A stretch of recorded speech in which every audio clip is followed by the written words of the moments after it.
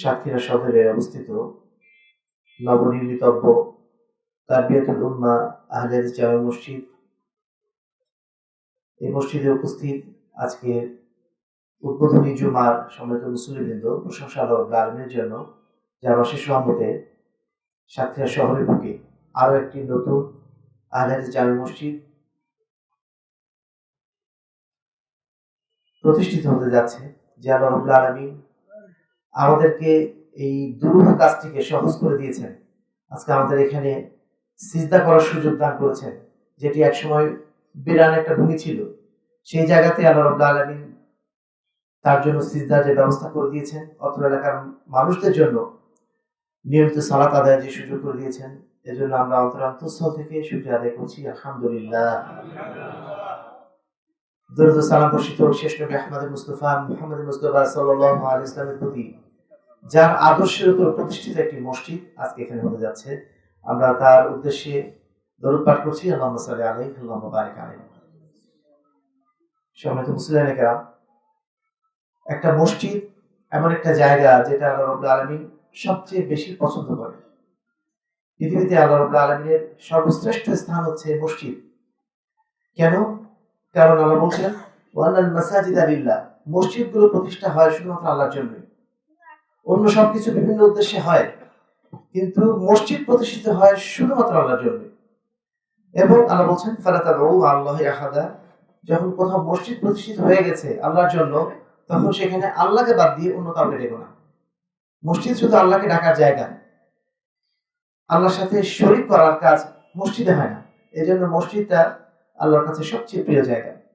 আল্লাহ রাসূল সাল্লাল্লাহু আলাইহি ওয়াসাল্লাম বলছেন আহাব্বুল বিলাদি ইলাল্লাহি মাসাজিদুহা, আল্লাহ রাব্বুল আলামিনের এই সৃষ্টি জগতে, তার ভূখণ্ডে তার সবচেয়ে প্রিয় জায়গার নাম হচ্ছে মসজিদ। মসজিদকে তিনি সবচেয়ে বেশি ভালোবাসেন। ও আবগাদুল বিলাদি ইলাল্লাহি আসওয়াকুহা, আর সবচেয়ে তিনি তার দৃষ্টিতে মন্দ জায়গা হচ্ছে বাজার। কারণ বাজারে মানুষ সাধারণত দুনিয়ার স্মরণে থাকে, আখিরাতের স্মরণে থাকে না, আল্লাহর স্মরণে থাকে না। যেখানে আল্লাহর স্মরণ হয় না, সেই জায়গাটা আল্লাহর জন্য পছন্দনীয় নয়। আর এই কারণে বাজারকে আল্লাহ রাব্বুল আলামিন পছন্দের জায়গা মনে করেন না।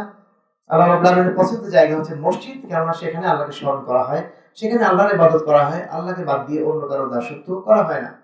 এই জন্য মসজিদ আল্লাহর কাছে সবচেয়ে প্রিয় জায়গা। দ্বিতীয় কথা হচ্ছে, যেই মসজিদে তাওহীদের চর্চা হয়, বিশেষ করে আমাদের এই আহলে হাদিস মসজিদ যেগুলো, এগুলো আল্লাহ রাব্বুল আলামিনের সবচেয়ে বড় নিয়ামতগুলো একটা অন্যতম নিয়ামত আল্লাহ জমিনে। এই কারণে যে মসজিদ তো দুনিয়াতে অনেক আছে, তাই না? মসজিদের তো অভাব নেই, গলিতে গলিতে মসজিদ। আমাদের বাংলাদেশ ঘনবসতিপূর্ণ এলাকা, প্রত্যেকটা এলাকায় মসজিদ পাওয়া যায়। কিন্তু যেই মসজিদে তাওহীদের চর্চা হয়, যে মসজিদে সুন্নাতের চর্চা হয়, এমন মসজিদের সংখ্যা কি খুব বেশি? খুব বেশি না। সারা বিশ্বেই কম, আমাদের বাংলাদেশেও অনেক কম, আমাদের সাতক্ষীরা শহরেও খুব বেশি না, হাতে গোনা কিছু। যদিও সাতক্ষীরা শহর, সাতক্ষীরার এই প্রত্যন্ত অঞ্চল, সাতক্ষীরার এই বিস্তীর্ণ অঞ্চল মোটামুটি আহলে হাদিস অধ্যুষিত, কিন্তু তারপরেও সাতক্ষীরা শহর কেন্দ্রিক মসজিদের সংখ্যা খুব বেশি না।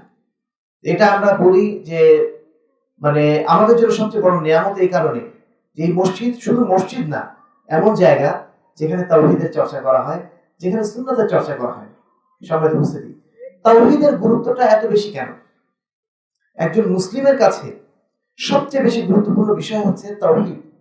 কারণ আল্লাহ রাব্বুল আলামিন বলছেন ওয়া খালাকতুল জিন্না ওয়াল ইনসা ইল্লা লিয়াবুদুন, আমি জিন এবং ইনসানকে শুধুমাত্র এই জন্য সৃষ্টি করেছি যেন তারা আমার ইবাদত করে, আমার দাসত্ব করে, আমার একত্ব বর্ণনা করে, আমার মাহাত্ম্য বর্ণনা করে। আল্লাহ রাব্বুল আলামিন অন্য কোনো উদ্দেশ্যে আমাদের সৃষ্টি করেন নাই, শুধুমাত্র তার দাসত্ব করার জন্য সৃষ্টি করেছেন। আর এই কারণে তাওহীদটা এত বেশি গুরুত্বপূর্ণ। আমরা দুনিয়াতে যত কাজই করি না কেন, যেই কাজটা আল্লাহর সন্তুষ্টির জন্য হয়, যেই কাজটা আল্লাহর একত্ব প্রকাশের জন্য হয়, সেই কাজটাই সবচেয়ে বেশি উত্তম কাজ। এই জন্য তাওহীদ এত গুরুত্বপূর্ণ একজন মুসলমানের জীবনে। আকীদার গুরুত্বটা এখানে আসে। দুর্ভাগ্যের বিষয়, আজকে মুসলিম উম্মাহ আকীদা এবং তাওহীদের জায়গাটাতে সবচেয়ে বেশি গাফিলতি প্রকাশ করেছে। তারা মনে করেছে যে আল্লাহকে আল্লাহ বলে ডাকলেই তাওহীদ হয়ে গেল, আল্লাহকে আল্লাহ বলে ডাকলেই ঈমান আনা হয়ে গেল। এত সহজ বানিয়ে ফেলেছে তারা। এই সহজ কাজটা শুধু তো মুসলমানরা করে না, পৃথিবীতে শুধু নাস্তিক বাদ দিয়ে এমন কেউ নেই যারা আল্লাহকে ডাকে না। বিভিন্ন নামে ডাকে, কিন্তু আল্লাহকে তো ডাকে। যে নামে তারা ডাকুক না কেন, আল্লাহকে ডাকছে। শুধু নাস্তিক কিছু ব্যক্তি ছাড়া সবাই আল্লাহকে ডাকে। কিন্তু আল্লাহ রাব্বুল আলামিনকে ডাকার অর্থ শুধুমাত্র আল্লাহকে ডাকা না, আল্লাহকে ডাকার অর্থ শুধুমাত্র আল্লাহকে এককভাবে ডাকা, আল্লাহ বাদ দিয়ে অন্য যারা আছেন, গায়রুল্লাহ যারা আছেন, তাদেরকে সম্পূর্ণভাবে অস্বীকার করা। আল্লাহ রাব্বুল আলামিন চান এই তাওহীদ। তাওহীদ মানে একত্ব ঘোষণা করা, শুধুমাত্র আল্লাহর বরত্ব ঘোষণা করার নাম তাওহীদ না। শুধুমাত্র আল্লাহকে আল্লাহ বলে জানার নাম তাওহীদ না, আল্লাহকে এক বলে জানা, এইটা জরুরি।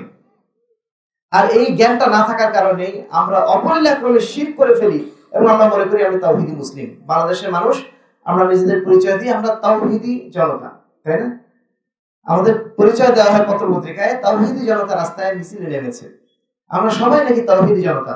তাওহীদি জনতা কারা? যারা শুধুমাত্র আল্লাহকে সন্তুষ্ট করার জন্য কাজ করে, শুধুমাত্র আল্লাহর এককভাবে দাসত্ব করে, তারাই তাওহীদি জনতা।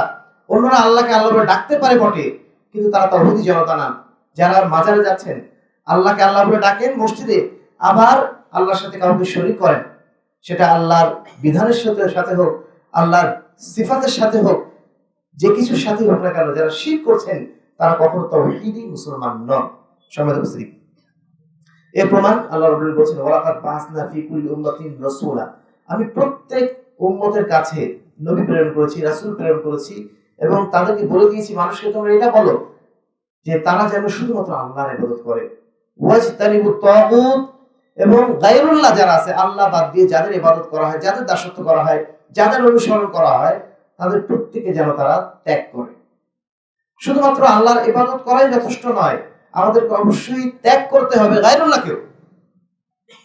যদি আল্লাহর সাথে গায়রুল্লাহকে মিশিয়ে ফেলি তাহলে সেই তাওহীদ কখনো পূর্ণতা পায় না। আমাদের মধ্যে অনেকেই মনে করি যে এত শিরক নিয়ে কথা বলার কি দরকার, আল্লাহকে তো মানি, আহলে হাদিসদের খেয়ে দিয়ে কাজ নেই, শুধুমাত্র গুতাগুতি, মানুষকে এটা শিরক বলা, ওটা বেদাত বলা, এটা ছাড়া এদের কোনো কাজ নেই, খালি ফিতনা সৃষ্টি করা। সমাজে এই ফিতনা কেন সৃষ্টি করি আমরা? এক গ্লাস পানি, ফ্রেশ পানি, বা এক গ্লাস দুধ ধরে নেন, এক গ্লাস দুধকে আমরা দুধের গ্লাসই বলি, কিন্তু ওই গ্লাসে যদি এক ফোঁটা বিষ আপনি দিয়ে দেন, এক ফোঁটা বিষ, মাত্র এক ফোঁটা বিষ দিয়েছেন, ওই গ্লাসটাকে আর দুধের গ্লাস বলা যাবে না? বিষের গ্লাস বলতে হবে, বিষের গ্লাস। কারণ ওই এক ফোঁটা বিষের যে প্রভাব, ওই প্রভাবের কারণে পুরো এক গ্লাস দুধের মূল্য শেষ। ওইটা যদি আপনি খান, মনে করেন যদি যে না এক ফোঁটা বিষ পড়েছে, সমস্যা কি, পুরোটাই তো দুধ আছে, খেয়ে ফেলি, আপনি কিন্তু বাঁচতে পারবেন না। ওই এক ফোঁটা বিষের প্রভাবে পুরো আপনার বাকি গ্লাসগুলো সব শেষ হয়ে যায়। ঠিক তেমনি আপনি সারা জীবন হয়তো আল্লাহর ইবাদত করেছেন, কিন্তু সারা জীবনে একটা দিন আপনি একটা মাজারে গিয়েছেন, একটা টাকা গায়রুল্লাহর উদ্দেশ্যে দান করেছেন, তারপর আপনি আর তওবা করার সুযোগ পান নাই, ওই একটা টাকা, একটা কয়েন আপনার পুরো জীবনের ইবাদত ধ্বংস করার জন্য যথেষ্ট। আল্লাহ রাসূলকে বলা হচ্ছে, লা ইন আশরাকতা লা ইয়াহবাতান্না আমালু, হে মুহাম্মদ, আপনিও যদি আল্লাহর সাথে কাউকে শরীক করেন তাহলে আপনারও সমস্ত আমল বাতিল হয়ে যাবে।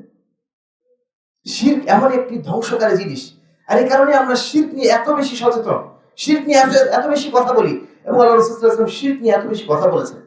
ধরে এত কিছু বলা লাগতো না, কোরআনের পৃষ্ঠায় পৃষ্ঠায় দেখেন শুধু শিরকের বিরুদ্ধে কথা বলা। আল্লাহ রাব্বুল আলামিন বলছেন, ওমা আরসালনা মিন ক্বাবলিকা মির রাসূলিন নূহি ইলাইহি আন্নাহু লা ইলাহা ইল্লাল্লাহ আন্নাহু লা ইলাহা ইল্লা আনা ফা'বুদুন, আমি প্রত্যেক রাসূলকে তার কওমের কাছে পাঠিয়েছি, পাঠানোর পর এটাই তাদের কাছে ওহী করেছি যে তারা যেন মানুষকে বলে যে আল্লাহ ছাড়া কোনো, বা আমি ছাড়া কোনো মাবুদ নেই, শুধু তোমরা আমারই ইবাদত করো, অন্য কারো দাসত্ব করো না। আল্লাহ রাসূল বলছেন, এক ব্যক্তি এসে আল্লাহ রাসূলকে বলছে যে হে আল্লাহ রাসূল, আপনি বলেন যে মাল মুজিবাতান, দুটো অবশ্যম্ভাবী বিষয়ের নাম কি? আল্লাহ রাসূল বলছেন, মান মাতা লা ইউশরিক বিল্লাহ শাইআন দাখালা জান্নাহ, যে ব্যক্তি মারা গেছে এই অবস্থায় যে সে আল্লাহর সাথে কাউকে শরীক করেনি, কোনো কিছুকে শরীক করেনি, দাখালা জান্নাহ, সে জান্নাতে চলে যাবে। এটা একবারে সুনিশ্চিত বিষয়। যে ব্যক্তি শিরক মুক্ত ভাবে দুনিয়া থেকে বিদায় নিয়েছে, যার ঈমানের সাথে কোনো শিরক মেশে নাই, সে নিশ্চিতভাবে জান্নাতে প্রবেশ করবে। যদি সে কোনো পাপ করে থাকে, পাপের জন্য কিছু শাস্তি পাবে, কিন্তু সে শিরক না করার কারণে তার জন্য জান্নাত ওয়াজিব। আরেকটা বিষয় বলা হচ্ছে যে মান মাতা ইউশরিক বিল্লাহি শাইআন দাখালান নার, যে ব্যক্তি শিরক করে মারা গেছে, হয়তো সে অনেক আমল করেছে, অনেক ইবাদতের অধিকারী হয়েছে, হয়তো সে তাহাজ্জুদ রেগুলার করতো, হয়তো সে সিয়াম রেগুলার পালন করতো, কিন্তু তার আমলের মধ্যে শিরক ঢুকে আছে, আল্লাহ রাসূল বলেন তার জন্য আবশ্যক হচ্ছে সে জাহান্নামে প্রবেশ করবে, যতই সে ভালো আমল করুক না। দুইটা বিষয় সুনিশ্চিত। আপনি যদি শিরক করে মারা যান, আপনার জন্য জাহান্নাম অবধারিত। আর যদি শিরক ছাড়া মারা যান, অর্থাৎ বিশুদ্ধ ঈমানের উপর মারা যান, আপনি যদি কিছু পাপ কাজ করেও থাকেন, আল্লাহ রাব্বুল আলামিন সেটাকে ক্ষমা করে দিয়ে আপনাকে নিশ্চিতভাবে জাহান্নামে প্রবেশ করাতে পারেন। আল্লাহ রাসূলের আরেকটা হাদিস, যেটা হাদিসে কুদসি হিসেবে বর্ণিত হয়েছে, আল্লাহ রাব্বুল আলামিন নিজেই বলেছেন, ইয়া ইবনা আদম, হে আদম সন্তান, লাউ আতাইতানি বিকুরাবিল আরদি খাতায়া ওয়া লাম তুশরিক বি শাইআ, যদি হে আদম সন্তান তুমি আমার কাছে আসো এমন পাপ নিয়ে যে একেবারে পৃথিবী, মানে পুরা পৃথিবী সমতুল্য সমপরিমাণ পাপ নিয়ে আমার দরবারে যদি হাজির হও, এই অবস্থায় যে তুমি আমার সাথে কাউকে শরীক করো নাই, লা আতাইতুকা বিমাগফিরাতিন, আমি তোমার কাছে আসবো এই পৃথিবীর সমপরিমাণ ক্ষমা নিয়ে। যদি তুমি শিরক না করে আমার দরবারে এসে উপস্থিত হও এমন অবস্থায় যে তুমি সারা পৃথিবী সমান পাপ করেছো, আমি তোমার সামনে সারা পৃথিবী সমপরিমাণ ক্ষমা নিয়ে উপস্থিত হব। শর্তটা কি? শিরক করা যাবে না। এইভাবে বারবার আল্লাহ রাব্বুল আলামিন তার রাসূল আমাদের কাছে এই বার্তা পৌঁছে দিয়েছেন, তোমরা শিরক করো না। আল্লাহ রাব্বুল আলামিন আরো চমৎকার ভাবে ক্লিয়ার ভাবে বলছেন, ইয়া আইয়ুহাল্লাযীনা আমানু, আল্লাযীনা আমানু, যারা ঈমান এনেছে, ওয়ালাম ইয়ালবিসু ঈমানাহুম বিযুলমিন, এবং ঈমানের সাথে তারা জুলুমকে মিশিয়ে দেয়নি, উলাইকা লাহুমুল আমনু ওয়া উলাইকা হুমুল মুহতাদুন, তাদের জন্য রয়েছে নিরাপত্তা এবং তারাই হচ্ছে হেদায়েতপ্রাপ্ত। অনেকে আমাদেরকে বলেন যে সরকারের জুলুম নিয়ে তোমরা এত বেশি কথা বলো না, সারাদিন শুধু শিরক নিয়ে পড়ে আছো। আল্লাহ রাব্বুল বলছেন, ইন্না শিরকা লাযুলমুন আযীম, শিরক হচ্ছে সবচেয়ে বড় জুলুম। বিগত সরকার আমাদের অনেক ভাইকে আয়না ঘরে রেখেছিল, এজন্য আমরা তাদের জন্য ব্যথিত। কিন্তু বিশ্বাস করেন, একজন ব্যক্তিকে যদি 1000 বছরও আয়না ঘরে রাখা হয়, সেটাও অত বড় জুলুম না যত বড় জুলুম করা হয় যদি আল্লাহর সাথে কাউকে শরীক করা হয়। এজন্য এই জুলুমের বিরুদ্ধে আমরা সবচেয়ে বেশি কথা বলি। মানুষের বিরুদ্ধে জুলুমের তাও একটা রেমেডি আছে, কিন্তু আল্লাহর সাথে যদি জুলুম করেন সেই জুলুমের কোনো রেমেডি আছে? নাই। আপনি 1000 বছর যদি আয়না ঘরেও থাকেন, আপনি যদি ঈমানের উপর মারা যান, আপনার জন্য জান্নাত ইনশাআল্লাহ আছে। কিন্তু আপনি খুব দুনিয়াতে সুখে শান্তিতে আছেন, আপনার উপর কেউ আঁচড়টা পর্যন্ত কাটে নাই, কিন্তু আপনি মহাসুখে শিরক করেছেন, আপনার জন্য পরবর্তী জীবনটা একেবারে অবধারিতভাবে জাহান্নাম। তাহলে কোনটা বেশি উত্তম? এই জন্য সবসময় আমরা এই শিরকের জুলুমের বিরুদ্ধে বেশি বেশি কথা বলি, যদিও সেটা অনেকের গায়ে লেগে যায়, অনেকে মনে করেন যে এদের আর কোনো কাজ নেই। সম্মানিত উপস্থিতি, আল্লাহ রাব্বুল বলছেন, ইন্নাল্লাহা লা ইয়াগফিরু আন ইউশরাকা বিহি ওয়া ইয়াগফিরু মা দুনা যালিকা লিমান ইয়াশা, নিশ্চয়ই আল্লাহ রাব্বুল আলামিন ক্ষমা করেন না তার সাথে যদি কেউ শিরক করে। শিরক বাদ দিয়ে অন্য যে কোনো গুনাহ তিনি চাইলে ক্ষমা করে দিতে পারেন। অতএব আমাদের এই মসজিদ প্রতিষ্ঠার মৌলিক উদ্দেশ্য হচ্ছে আমরা এখানে তাওহীদ কায়েম করতে চাই। আমরা কোনো অবস্থাতেই শিরকে প্রশ্রয় দিতে চাই না। এই এলাকার মানুষ যারা আছেন তাদেরকে আমি শিরক থেকে সতর্ক করতে চাই, তারা যেন জাহান্নামী না হয়ে যায়, তারা যেন সালাত আদায়কারী হওয়ার পরেও জাহান্নামী না হয়ে যায়। এদেরকে বাঁচানো আমাদের সবচেয়ে বেশি জরুরি। আল্লাহ বলছেন, ইয়াউমা লা ইয়ানফাউ মালুন ওয়ালা বানুন, নিশ্চয়ই এমন একটা দিন আসবে যেদিন কিয়ামতের দিন, সেই দিন মানুষের জন্য উপকারী হবে না তার সম্পদ ওয়ালা বানুন, এবং তার সন্তান সন্ততি কোনো কাজে আসবে না, কোনো কাজে আসবে না, ইল্লা মান আতা বিকলবিন সালিম, তবে শুধুমাত্র ওই ব্যক্তির জন্য ওই দিনটা উপকারী হবে যে ব্যক্তি একটা সালিম অন্তর নিয়ে এসেছে, পরিচ্ছন্ন অন্তর নিয়ে, বিশুদ্ধ অন্তর নিয়ে আল্লাহর সামনে এসেছে। বিশুদ্ধ অন্তর মানে যে অন্তরে কোনো শিরক নেই। এই শিরকবিহীন অন্তর নিয়ে যারা আল্লাহর কাছে উপস্থিত হয়েছে, সেই দিন তারাই কেবলমাত্র উপকৃত হবে। আল্লাহ বলছেন, ওয়াকাদিমনা ইলা মা আমিলু মিন আমালিন ফাজআলনাহু হাবাআন মানসুরা, অনেক অনেক আমল করেছে যারা, যারা জীবনে কোনোদিন 5 ওয়াক্ত সালাত মিস করে নাই, যারা জীবনে কোনোদিন তাহাজ্জুদের সালাত মিস করে নাই, দুনিয়ার সমস্ত ভালো কাজগুলো করেছে, করার পরে সে একই সাথে শিরকের সাথেও যুক্ত ছিল, শিরকেও লিপ্ত ছিল, সেই ব্যক্তিকে আল্লাহ বলছেন, সেই ব্যক্তির জন্য যে আমি তার সমস্ত আমলগুলোকে একত্রিত করব, করে সেগুলোকে বাতাসের মতো উড়িয়ে দেব, ওর কোনো কাজে আসবে না। কারণ শিরক যে করেছে সে তো জান্নাতের টিকিটই পায়নি। জান্নাতের টিকিটই যে পায়নি, সেই টিকিট না পাওয়ার পরে, না পাওয়ার কারণে তার সমস্ত প্রস্তুতি, সমস্ত আমল সব বাতিল। 0 0 0, তার আগে যদি একটা 1 না বাসন হয়, ওই শূন্যগুলোর কোনো দাম থাকে? আপনি 1 কোটি শূন্য লাগান, ওটার মূল্যায়ন কখন হবে? যখন সামনে একটা 1 থাকবে। যদি ওই একটা না থাকে, 0 0 থেকে যাবে, কোনো কাজে লাগবে না। ঠিক তেমনি আপনি সারা জীবন আমল করে গেছেন, সৎ আমল, কিন্তু আপনার সামনে শিরকের ওই লাইসেন্সটা নাই, শিরক থেকে মুক্তির আপনার সেই নিশ্চয়তাটা নাই, তার মানে আপনার বাকি আমলগুলো আর কাজে আসবে না। এজন্য শিরক নিয়ে সবসময় সতর্ক থাকা আমাদের অত্যন্ত জরুরি। সামান্য থেকে সামান্য শিরকগুলো করা যাবে না, যেগুলোকে আমরা ছোটখাটো বিষয় মনে করি। তাবিজ পড়া অনেক কাছে খুব ছোট বিষয়, তাই না? তাবিজ পড়েছে, কি হয়েছে? আল্লাহ রাসূল সাল্লাল্লাহু আলাইহি ওয়াসাল্লাম তাবিজ পড়ার কারণে একজন নব মুসলিমের বায়াতি গ্রহণ করেন নাই, কিছু বলেন না, চুপ করে আছেন। একজনকে বায়াত না করিয়ে সবাইকে বায়াত করালেন ইসলামের জন্য, একজনকে বায়াত করালেন না, একজনকে বায়াত করালেন না। আল্লাহ রাসূল কিছু বলছিল না। পরে একজন জিজ্ঞেস করলেন, আল্লাহ রাসূল আপনি সবার বায়াত করালেন, ওই লোকটা বায়াত করালেন কেন? আল্লাহ রাসূল চুপে চুপে বললেন, ওর হাতে একটা তাবিজ পরানো আছে। তো তাবিজ না পরার কারণে ইসলামের মধ্যে দাখিল তাকে করালেন না, আর আপনার কাছে এটা খুবই ছোট বিষয় হয়ে গেছে। আপনি আপনার ছোট বাচ্চার কপালে একটা ছোট্ট কালো টিপ লাগিয়ে রেখেছেন। কেন রেখেছেন? আপনার বাচ্চা যেন বদনজর থেকে বেঁচে যায়। বদনজর থেকে বাঁচানোর মালিক যে আল্লাহ, আপনি তাকে জীবনের শুরু থেকে ভুলিয়ে দিচ্ছেন, শুরুতেই আপনি তাকে অন্যদিকে নিয়ে চলে যাচ্ছেন। শিরকি আকীদায় আপনি একদম জীবনের শুরুতে ঢুকিয়ে দিলেন। আপনার বিশ্বাসটা এটাই থাকা দরকার ছিল যে বদনজর থেকে বাঁচানোর মালিক শুধুমাত্র আল্লাহ রাব্বুল আলামিন। কালো টিপের কোনো ক্ষমতা নেই, কোনো মানুষের কোনো ক্ষমতা নেই, কোনো জিনের কোনো ক্ষমতা নেই তার ক্ষতি করার, যদি আল্লাহ রাব্বুল আলামিন অনুমতি না দেন। এজন্য আশ্রয় চাইতে হবে আল্লাহর কাছে, কালো টিপের কাছে না, অন্য কিছুর কাছে না। আপনি ওষুধ খাচ্ছেন, এটা আরোগ্য আছে, এটা আল্লাহ রাব্বুল আলামিন আরোগ্য রেখেছেন, তাই সেটা আল্লাহ রাব্বুল আলামিন বলেও দিয়েছেন, লিকুল্লি দাইন দাওয়া। আল্লাহ রাসূল বলছেন যে প্রত্যেকটা রোগের ঔষধ আছে, আপনি ওষুধ খান।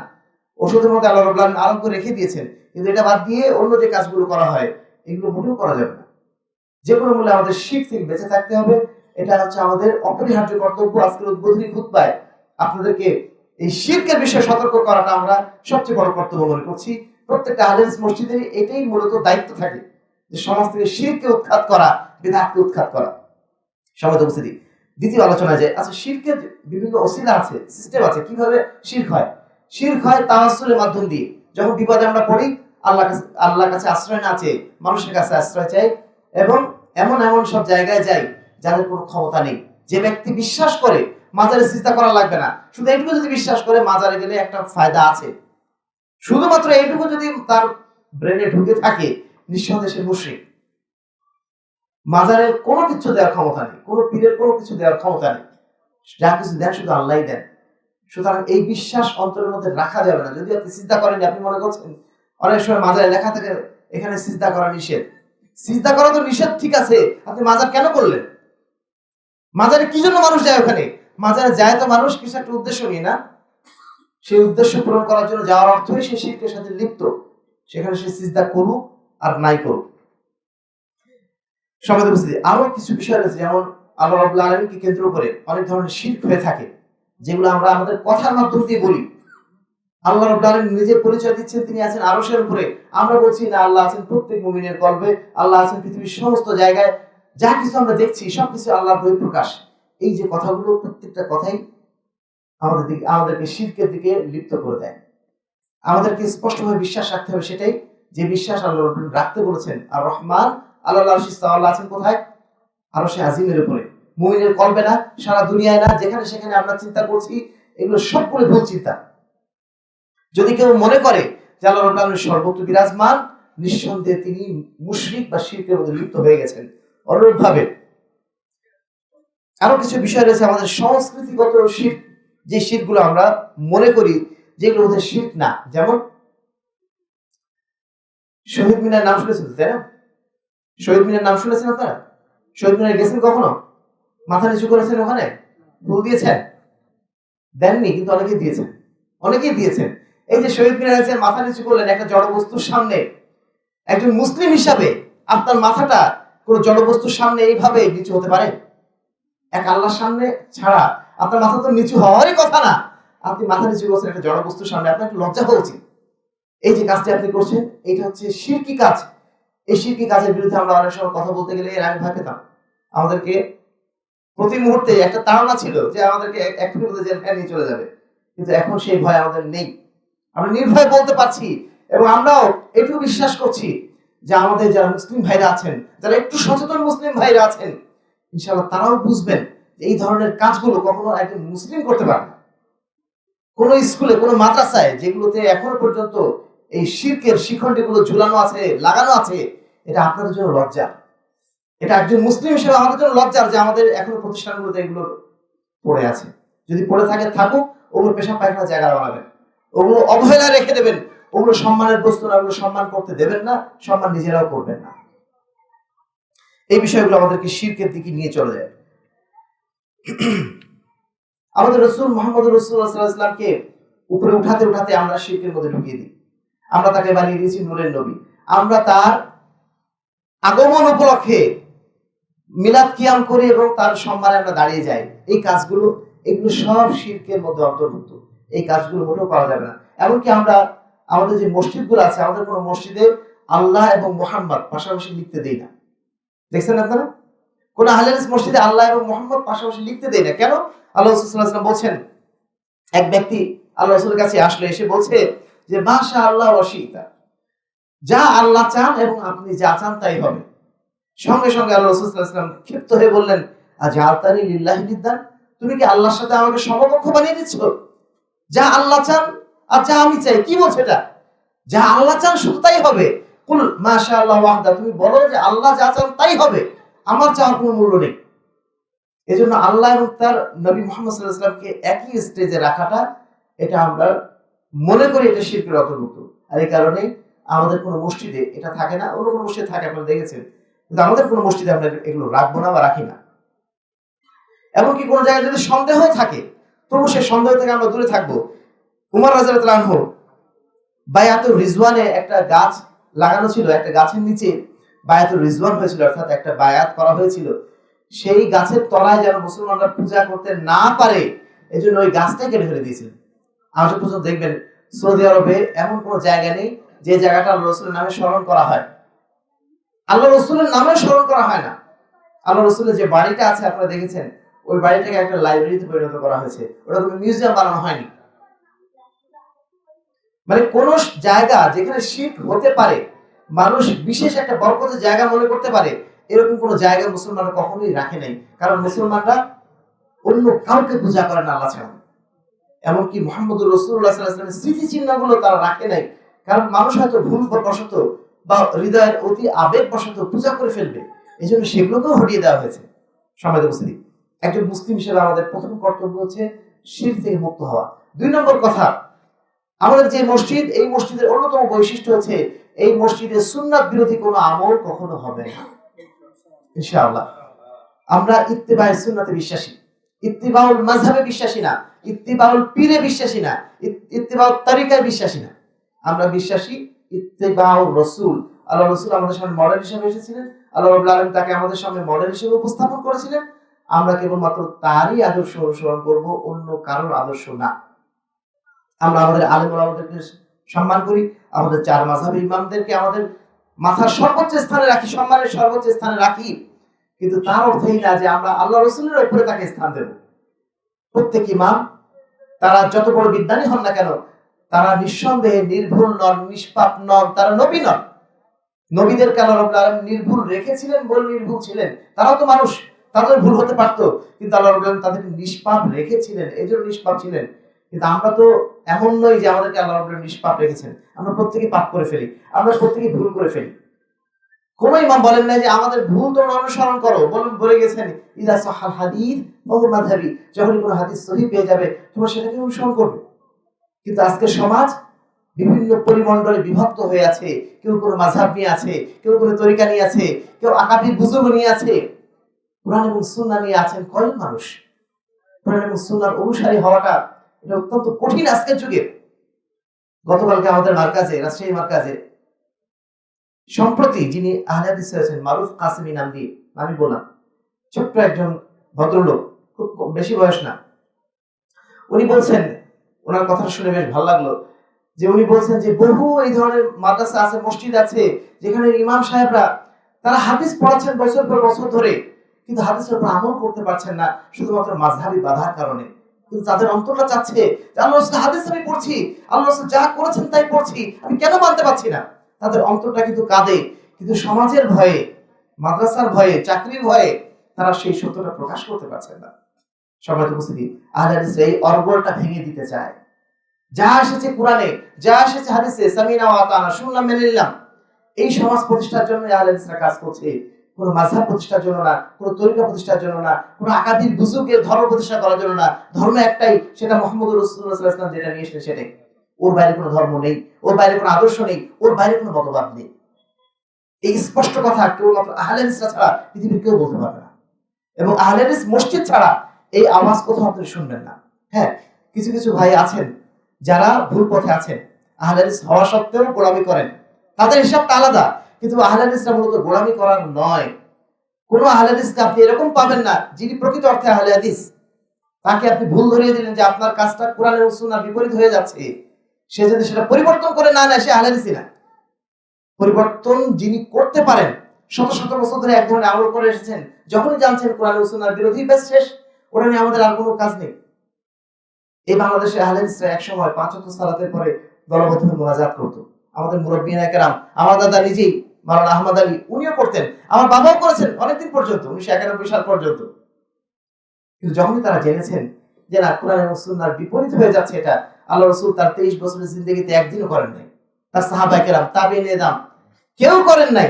যখনই জানতে পেরেছেন, তারা তাৎক্ষণিকভাবে ছেড়ে দিতে পেরেছেন, কারণ তাদের মাথায় এরকম কোনো শিকল নেই, মাযহাবী শিকল নেই, তাদের কাছে একমাত্র আছে কোরআন এবং সহিহ হাদিস। যখনই জেনেছেন ব্যাস মেনে নিয়েছেন, সামি'না ওয়া আতা'না, শুনলাম মেনে নিলাম। এটাই হচ্ছে আহলে হাদিসদের পথ মত। আহলে হাদিসরা এইভাবেই সুন্নাতকে অনুসরণ করে। আল্লাহ বলেন, ইয়া কুল ইন কুনতুম তুহিব্বুনাল্লাহ, হে মুহাম্মদ আপনি মানুষকে বলে দিন, তুমি যদি আল্লাহকে ভালোবাসো, মানুষ তোমরা যদি আল্লাহকে ভালোবেসে থাকো, ফাত্তাবিউনি, তাহলে আমার অনুসরণ করো, ইউহিব্বুকুমুল্লাহ, তাহলে আল্লাহ রাব্বুল আলামিন তোমাদেরকে ভালোবাসবেন, ওয়া ইয়াগফির লাকুম যুনুবাকুম, তোমরা যে ভুল ভ্রান্তিগুলো করে ফেলো সেটাকে আল্লাহ রাব্বুল আলামিন ক্ষমা করে দেবেন। আল্লাহু গফুরুর রহিম, নিশ্চয় আল্লাহ রাব্বুল আলামিন তিনি হচ্ছেন ক্ষমাকারী এবং তিনি হচ্ছেন রহমদিল, দয়াশীল। সম্মানিত উপস্থিতি, আরেকটা বিষয় বলবো, লাকাদ কানা লাকুম ফি রাসূলিল্লাহি উসওয়াতুন হাসানাহ। আল্লাহ বলছেন, আল্লাহ রাব্বুল আলামিন তার রাসূলের মধ্যে রেখেছেন সর্বোত্তম মডেল, সর্বোত্তম আদর্শ। এই মডেল, এটা কি শুধু সালাতের ক্ষেত্রে, এটা কি শুধু জিকির আজকারের ক্ষেত্রে, এটা কি শুধু আধ্যাত্মিকতার ক্ষেত্রে? না, জীবনের প্রত্যেকটা ক্ষেত্রে, ব্যক্তিগত জীবনে, সামাজিক জীবনে, অর্থনৈতিক জীবনে, শুধু বাদ রাজনৈতিক জীবনে না, এই জীবনে আল্লাহ রাসূলের কোনো মডেল নাই। আমাদের মধ্যে অনেক ভাইয়ের ধারণা এটাই যে আল্লাহ রাসূলের মডেল শুধুমাত্র মসজিদের মধ্যে সালাত আদায়ের সময় বা অন্যান্য যে ইবাদতগুলো করি, মানে 5টা যে মৌলিক ইবাদত আছে, ফরজ ইবাদত যেগুলো আছে, ফরজ ইবাদতগুলো শুধু আল্লাহ রাসূলের তরিকায় করলেই হয়। বাকি ব্যবসা করবো এটা আমার নীতিতে, সমাজের নীতিতে, অথবা রাজনীতি করবো এটা সমাজে যা চলে তাই, ওর সাথে আল্লাহ রাসূলের কোনো সম্পর্ক নাই। সম্মানিত উপস্থিতি, এটা হচ্ছে আরেক ধরনের বড় অপরাধ। যারা এই বিশ্বাস নিয়ে আছেন তারা আল্লাহ রাসূলকে অর্ধেক মানেন, অর্ধেক মানেন না। আফাতুমিনুল বিবাদিল কিতাব ওয়া তাকফুরুল বিবাদ, আল্লাহ বলেন তোমরা কি আল্লাহর কিতাবের অর্ধেক মানবে, কিছু মানবে আর কিছু ছাড়বে? যে কাজ, যদি কোনো ব্যক্তি এই কাজ করে, কিছু মানে কিছু মানে না, তার অবস্থানটা ওই রকমই যেরকম একজন কাফের ব্যক্তি পুরোপুরি অনুসরণ করার কারণ না করার কারণে বা পুরোপুরি অস্বীকার করার কারণে যেই পাপে পাপী, আপনি অর্ধেক পালন করার কারণে, বাকি অর্ধেক অস্বীকার করার কারণে একই পাপে পাপী। মুহাদ্দিসিনে কেরাম বলছেন, যদি কোনো ব্যক্তি সমস্ত হাদিস মানে একটা হাদিসকে অস্বীকার করেছে, সে যেন সমস্ত হাদিসগুলোকে অস্বীকার করেছে। কোন জায়গায় অস্বীকারের সুযোগ নেই ইসলামে। ইসলামের প্রত্যেকটা বিধানকে আপনাকে পরিপূর্ণভাবে অনুসরণ করতে হবে। রাজনীতির কথা যখন বললাম, এটুকু আমাদের বলতেই হচ্ছে, যেহেতু এখন রাজনীতির সময়, যেহেতু এখন নির্বাচনের সময়, এই সময়গুলোতে আমাদের মধ্যে শয়তান নানাভাবে প্রলোভন দেখাবে, নানাভাবে অন্যায়কে আমাদের সামনে সুশোভিত করে দেবে, আমাদেরকে বোঝাবে যে না, তুমি যদি এখন এই কাজে না যাও, এই কাজে যদি না যাও তাহলে সমাজের খারাপ মানুষরা উঠে যাবে। কিন্তু আপনি যে তার চেয়ে খারাপ বিষয়ে লিপ্ত হয়ে যাচ্ছেন শিরকের মাধ্যম দিয়ে। আপনি যখন এই বিশ্বাস নিয়ে আসছেন অন্তরের মধ্যে যে না, গণতন্ত্র হচ্ছে বর্তমান যুগের সিস্টেম, এই সিস্টেম ছাড়া আমাদের উপায় নেই, এই সিস্টেমকে মেনেই আমাদের কার্যক্রম করতে হবে। ঠিক এই মুহূর্তে, যেই মুহূর্তে কথা আপনি বললেন, সেই মুহূর্তে যে আপনি আল্লাহর বিধানের সাথে অন্য একটা বিধানকে শরীক করে ফেললেন, এটা তো আপনি বুঝতে পারলেন না। এই যে শিরকটা আপনি করে ফেললেন, এই শিরক করার কারণে আপনার অন্য সমস্ত আমল যে বাতিল হওয়ার সমূহ সম্ভাবনা আছে, এই আশঙ্কা তো আপনার মধ্যে যাচ্ছে না। আমরা আহলে হাদিসরা এই কথাই আমাদের জনগণের সামনে বলতে চাই, আপনি যেমন ব্যক্তিগত জীবনে, আপনার ইবাদতের জীবনে সুন্নাতকে অনুসরণ করেন, সুন্নাতকে ফলো করেন, ঠিক একই ভাবে আপনাকে অবশ্যই রাজনীতি অনুসরণ করতে হবে। 1,24,000 পয়গম্বর যে মডেল দিয়ে গেছেন, ওই মডেল দিয়ে সমাজ পরিবর্তন করতে হবে। ক্ষমতায় যে সমাজ পরিবর্তন করব, গণতন্ত্রের মাধ্যম দিয়ে সমাজ পরিবর্তন করব, প্রচলিত রাজনীতির মাধ্যম দিয়ে সমাজ পরিবর্তন করব, এই চিন্তা যদি মাথায় নিয়ে আসেন, নিঃসন্দেহে আপনি আল্লাহ রাসূলকে মডেল হিসেবে মানেন না, অন্য কাউকে মডেল হিসেবে মানেন, পশ্চিমা দেশকে মডেল হিসেবে মানেন, কাফেরদেরকে মডেল হিসেবে মানেন, আল্লাহ রাসূলকে মডেল হিসেবে মানেন না। সমাজ বুঝতে এই জায়গায় এসে আমরা আমাদের ভাইদেরকে আর বোঝাতে পারছি না, হয়তো আরো 10 বছর পারবো না।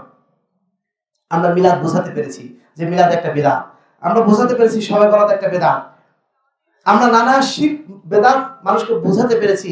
এই শিরকটা এখনো পর্যন্ত বোঝাতে পারি নাই যে গণতন্ত্র একটা শিরক। কারণ গণতন্ত্র মানে কি? মানুষের তন্ত্র। আর আল্লাহ, ইসলামী খেলাফত মানে কি? আল্লাহর তন্ত্র। আল্লাহর তন্ত্র এবং মানুষের তন্ত্র কখনো সমান হতে পারে? একটা উদাহরণ এভাবে দেওয়া হয়, ধরেন আপনি যদি মনে করেন যে আমি এখন নতুন বিয়ে করেছি, যদি শ্বশুর বাড়ির লোক আমাকে সালাত আদায় করতে বলে তাহলে সালাত আদায় করবো, নালে নাই। মানে শ্বশুর বাড়ির লোকের কথা অনুযায়ী আপনি সালাত আদায় করছেন, আল্লাহর কথা অনুযায়ী না। আপনি যখন শ্বশুর বাড়ির কথা অনুযায়ী সালাত আদায় করবেন, ওই সালাত কি আদায় হবে? ঠিক তেমনি আপনি যখন গণতন্ত্র করছেন, আপনি বলছেন মানুষের কাছে আমরা যাব, মানুষ যদি বলে যে না আল্লাহর আইন অনুযায়ী দেশ চালাতে হবে, তাহলে আমরা মানবো, নালে নাই। এই চিন্তাটা মাথায় যখন নিয়ে এসছেন, তখনই আপনি অলরেডি শিরকের মধ্যে আহরণ খাচ্ছেন। একজন মুসলিম হিসেবে আপনার দায়িত্বটা কি? আপনি যখনই রাষ্ট্র ক্ষমতায় যাবেন, আল্লাহ বলছেন আল্লাযীনা ইন মাক্কান্নাহুম ফিল আরদি, যদি তোমাদের আমি রাষ্ট্র ক্ষমতায় দায়িত্ব দেই, প্রথম কাজ হবে আকামুস সালাত, সালাত কায়েম করো। পরের দিনই আপনাকে সালাত কায়েম করতে হবে। ওয়া আতাউজ যাকাত, পরের দিনই আপনাকে যাকাতকে ফরজ করে দিতে হবে। ওয়া আমারু বিল মারুফ ওয়া নাহু আনিল মুনকার, মানুষকে সৎ কাজের আদেশ দিতে হবে, অন্যায় কাজে নিষেধ করতে হবে। আপনি কি রাষ্ট্র ক্ষমতায় যে কাজ করতে পারবেন এখন? গণতান্ত্রিক সিস্টেম তো আপনাকে জীবনে অনুমতি দেবে না, কারণ আপনি তো জনগণের কাছে বাধা। এখানে জনগণ যদি মানে তাহলে মানবেন, নালে নাই। এইরকম অবস্থায় আপনি থাকবেন।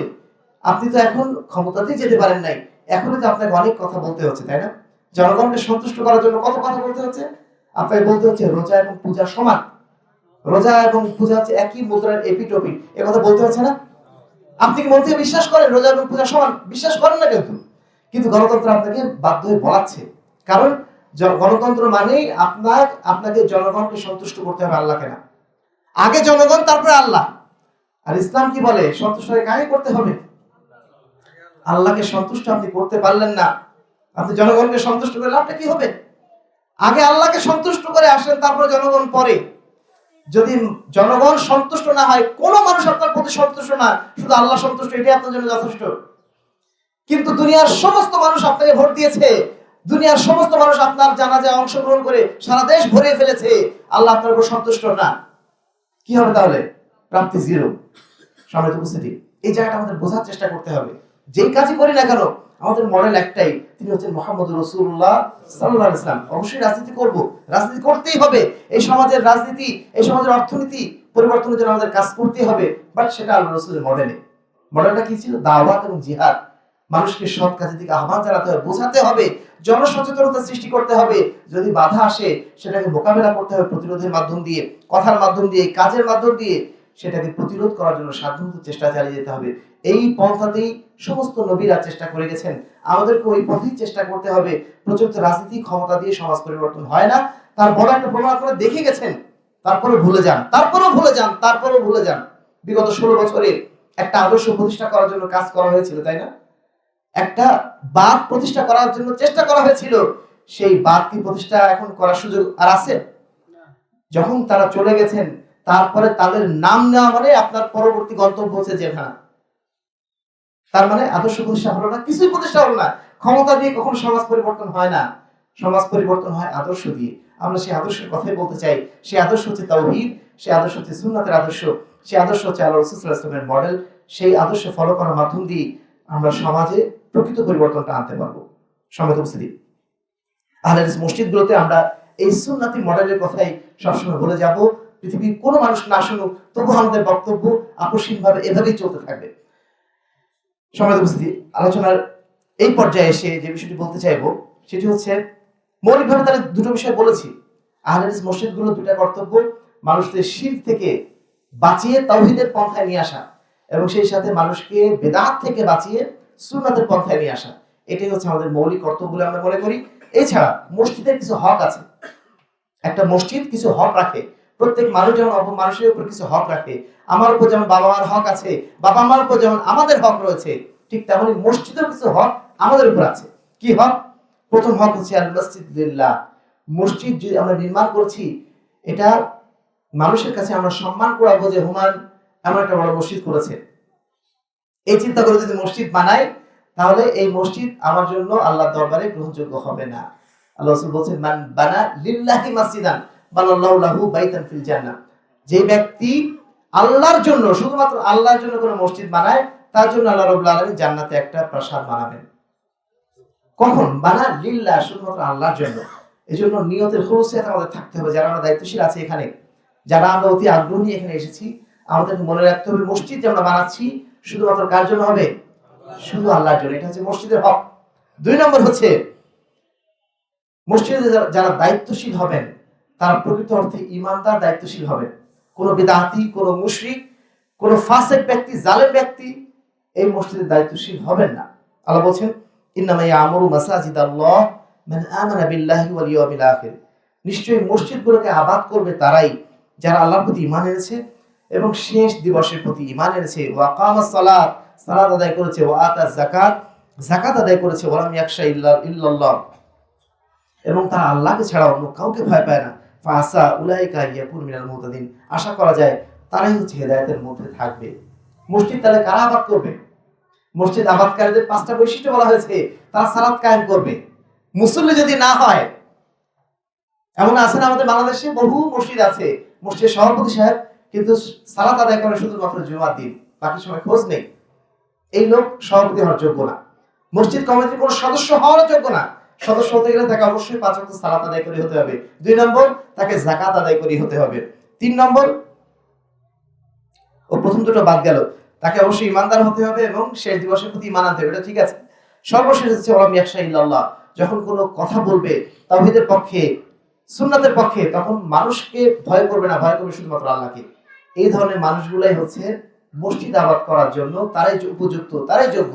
তো মসজিদে যারা আপনারা দায়িত্ব পালন করবেন, তাদের অবস্থান যেন এমনই হয় যে তারা যেন প্রকৃত ঈমানদার হন, প্রকৃত মুসল্লি যেন হন, তাহলে ইনশাআল্লাহ তারা এই মসজিদ আবাদ করার জন্য যোগ্য বিবেচিত হবে। 3 নম্বর হচ্ছে এই মসজিদ যেন মুসল্লিদের জন্য খোলা থাকে। সালাত শেষ মসজিদ তালা বন্ধ করে চলে যাবেন, এটা যেন না হয়।